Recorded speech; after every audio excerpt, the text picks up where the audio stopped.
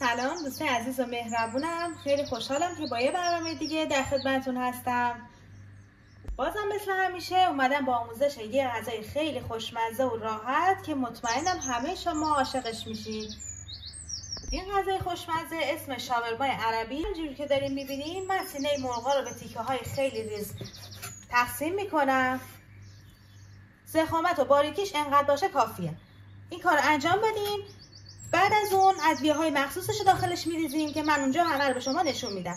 به این اندازه های باریک گذاشتیم و اینا رو جمع میکنیم، میریزیمش داخل ظرف مورد نظرمون و موادا برای چاشنی مرغمون رو اضافه میکنیم داخلش. چاشنیایی که اضافه میکنیم برای درست کردن شاورما هر کسی یه روشی داره. این روشی که من دارم درست میکنم خیلی سریعتر آماده میشه و شما میتونید مواد رو داخلش میریزین کمتر از 1 ساعت سرخش کنید. برای آماده کردن این شاورمای خوشمزه ما احتیاج داریم به پودر کاری به اندازه نصف قاشق چایخوری. حالا شما اندازه سینه مرغتون مشخصه. اگر مثلا برای 4 تا سینه مرغ نصف قاشق چایخوری ادویه کاری استفاده کنید. بعد از اون سیر رو داریم. حالا یا شما پودر سیر دارین یا سیر رنده شده. اگر سیر رنده شده دارین یه قاشق چایخوری اضافه میکنیم، میذاریمش کنار. اینو مخلوط کنین در مرحله اول. بعد از اون سس خردل رو داریم ما. سس خردل من به اندازه 1 قاشق تا 1 قاشق نصف چایخوری اضافه میکنم برای که مرغمون سریعتر آماده بشه. این سس خردل باعث میشه که مرغمون پوک بشه و ظاهر قشنگتری داشته باشه. چاشنی بعدی که اضافه میکنیم 2 قاشق غذاخوری روغنه. روغن رو برای این اضافه میکنیم که مرغمون نرمتر بشه و خیلی زودتر بتونیم استفادهش کنیم. حدود نیم ساعت میذاریمش داخل یخچال. بعد از اینکه این مواد رو ریختیم روش و مرغمون آماده است میتونین سرخش کنین و نوش جان کنین. مرحله بعدی اضافه کردن آب نارنجه. آب نارنج یا آب لیمو هر کدومشو که شما داشتین میتونین اضافه کنین برای طعم بهترش. بعد از اینکه اینا رو اضافه کردین داخلش نمک هم در مرحله آخر میریزیم روش.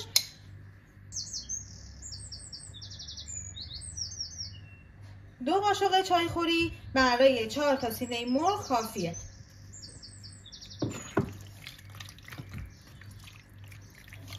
به اندازه سلیقتون هر چقدر که شما تندی میخورین یکم از فلفل سیاه و یکم هم از پول بیبر استفاده میکنید برای چاشنی بهترش. من از پول بیبر به خاطر که رنگش سریع قرمز میشه نصف قاشق چایخوری استفاده کردم.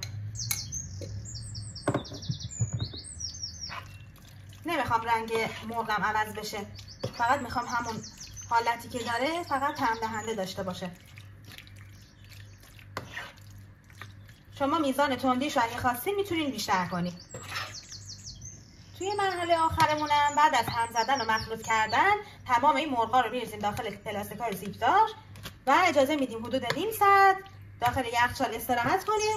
بعد از اون مرغمون آماده است و میتونیم سرخش کنیم. نونی که شما استفاده میکنیم برای این مرغ نون پیتا باید باشه، ولی اگه نونای دیگه هم داشتین هیچ موردی نداره.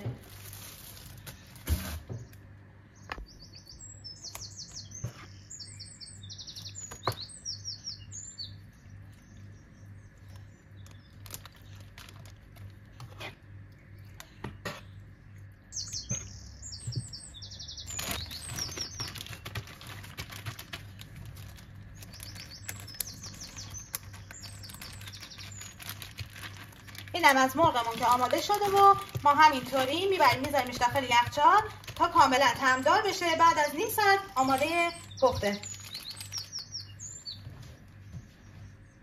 خب اینم از مرغای مواد زده شدهمون. به این صورت که میبینین حدود نیم ساعت گذاشتیمش داخل یخچال. الان کامل مزه‌دار شده. ما اینو میریزیمش داخل یه ظرفی، داخل یه تابه سرخشون میکنیم.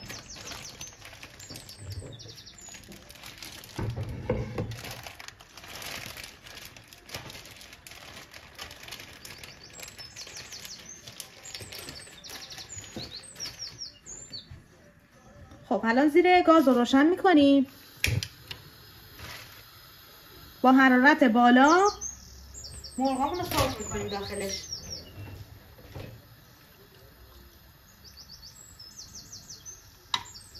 چون روغن رو داخلش اضافه کردیم دیگه نیاز نیست شما روغن رو بریزین داخل مرغ. با همین صورت که داریم میبینین الان آب میندازه و با این حرارت بالا سرخ میشه. خب من این مقدار رو سرخ میکنم. بعد مراحل آخرش رو به شما نشون میدم که ساندویچش رو چطوری باید بگیرید.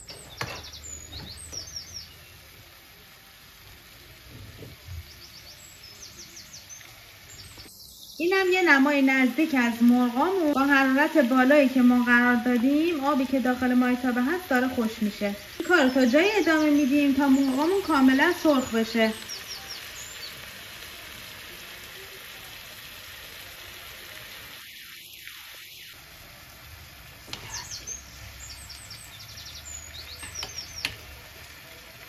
از مرغامون که داره سرخ میشه و داره آماده سرو میشه. شاورمامون خیلی خوشمزه تر بشه ما باید یه مراحلی رو انجام بدیم که کیفیت کارمون بره بالاتر. از جمله اونم اینه که سس مورد نظرمون رو درست کنیم. این سس مخصوص خیلی آسون و خوشمزه است. حتما باید درست کنیم که چاشنیش خوشمزه تر بشه. ماست داریم، مایونز داریم. ماست و مایونز رو با هم ترکیب میکنیم. بعد با ارده هم اینجا داریم. یه مقدار خیلی کم هم ارده اضافه میکنیم.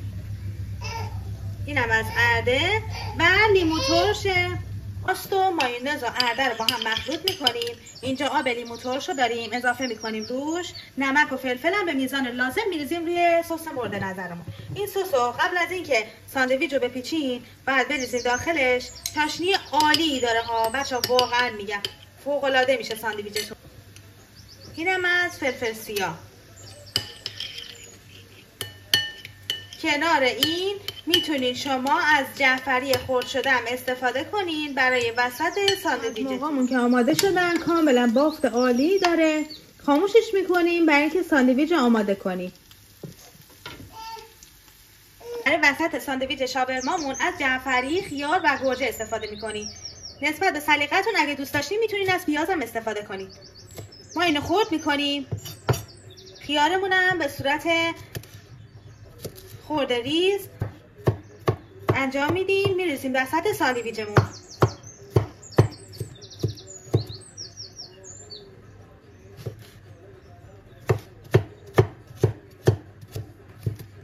اینم از خیار و گوجه. نونمون هم الان آماده میکنیم. میاریم که ساندویچ رو بپیچیم.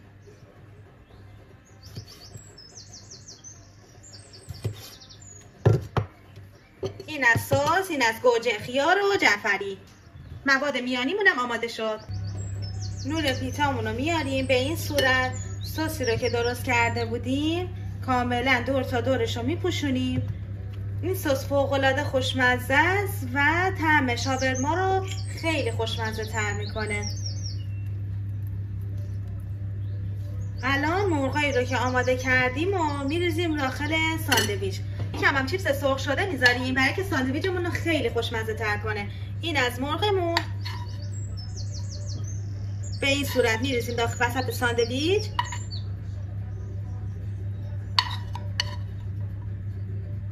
جعفری و خیار و گوجه رو هم اضافه میکنیم بهش. این هم از سیب زمینی سرخ شدهمون که آماده شده و میریزیم وسطش. ترکیب عالی درست میکنه برای این ساندویچ. جعفری خرد شده رو اضافه میکنیم. خیار رو داریم و گوجه. گوجه فرنگیار هم به تعداد دلخواهتون میتونین اضافه کنین. ساندویچ رو رولی میپیچیم. این ساندویچ که الان آماده شده شما هم میتونین داخل تابع گریل استفاده کنین بذارین، هم میتونین داخل فر روی سینی فر بذارین. بستگی به سلیقه خودتون داره. حالا ما اینجا این نونمون رو یکم رمان روغن میکنیم برای اینکه میخواد بره داخل فر ظاهر قشنگتری داشته باشه. به این صورت میذاریمش داخل فر. بعد نمای آخر کار رو به شما نشون میدم. اینم از ساندویچ آماده شدهمون. فوق العاده راحت خوشمزه. اینم از نمای داخلی ساندویچ. اینم از نمای داخل ساندویچ. مطمئنم از این غذای خوشمزه لذت میبرین. نوش جونتون. این ساندویچ رو با این سس خوشمزه حتما میل کنین. مرسی که تا آخر ویدیو با من همراه بودین. بازم مثل همیشه دوستتون دارم. خدا نگهدار.